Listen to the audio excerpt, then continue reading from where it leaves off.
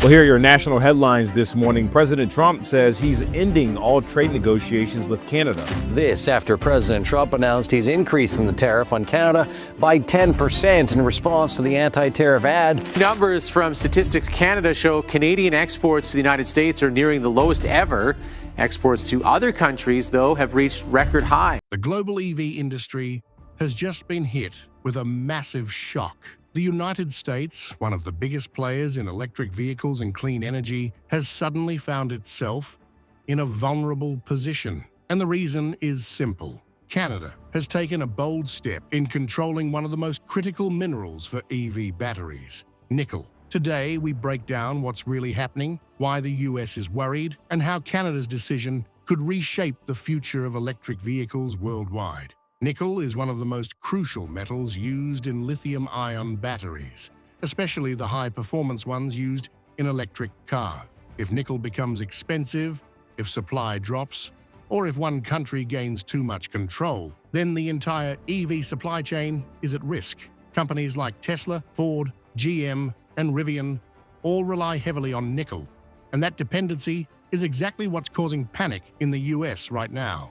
Recently, Canada announced that it will tighten control over its strategic minerals, including nickel. This means stricter rules for foreign companies, tougher export approvals, and priority for Canada's own EV and battery industries. In simple words, Canada wants to become a global powerhouse in the EV minerals market.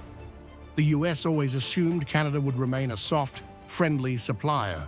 But this move sends a clear message.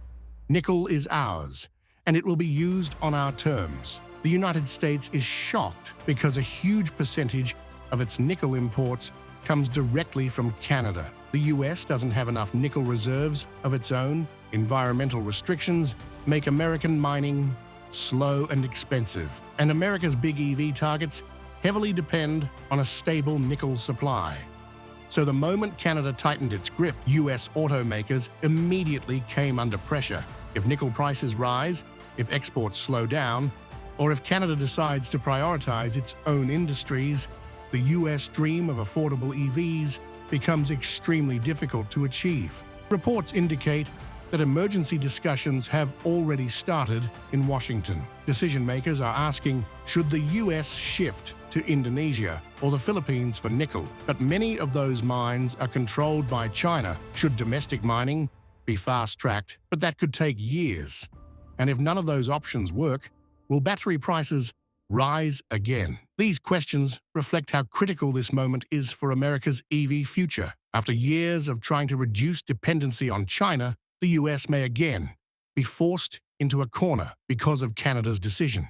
Meanwhile, the global EV industry is already struggling. Battery prices are high. Raw materials are becoming more expensive. Consumer demand is slowing. Many automakers are reporting financial losses. In such a fragile environment, even a small disruption in nickel supply can create massive shockwaves. If nickel becomes limited or expensive, EV prices will rise.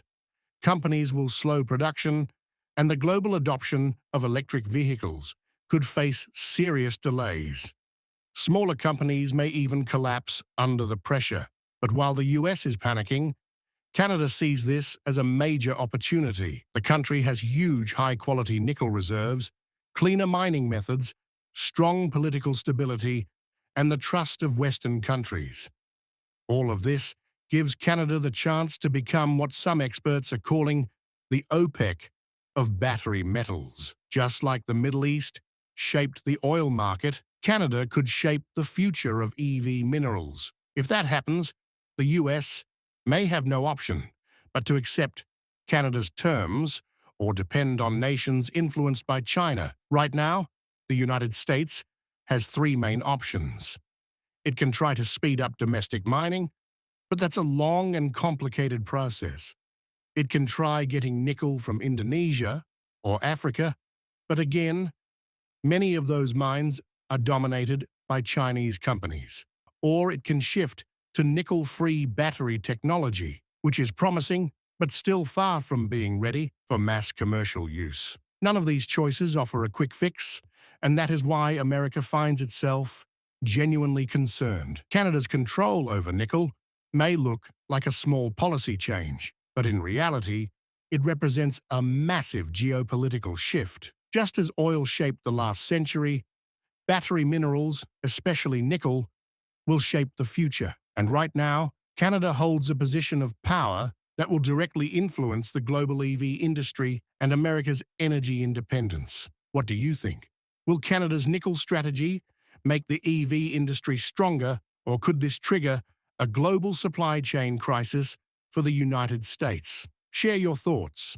Stronger, or could this trigger a global supply chain crisis for the United States? Share your thoughts.